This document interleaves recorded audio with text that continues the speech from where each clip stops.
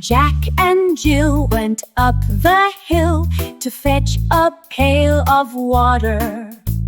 Jack fell down and broke his crown, and Jill came tumbling after.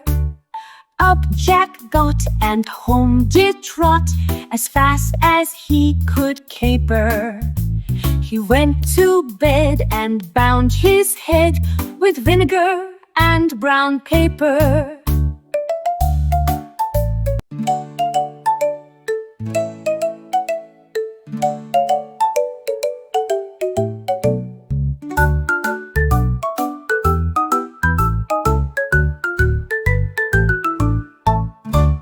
Jack and Jill went up the hill to fetch a pail of water.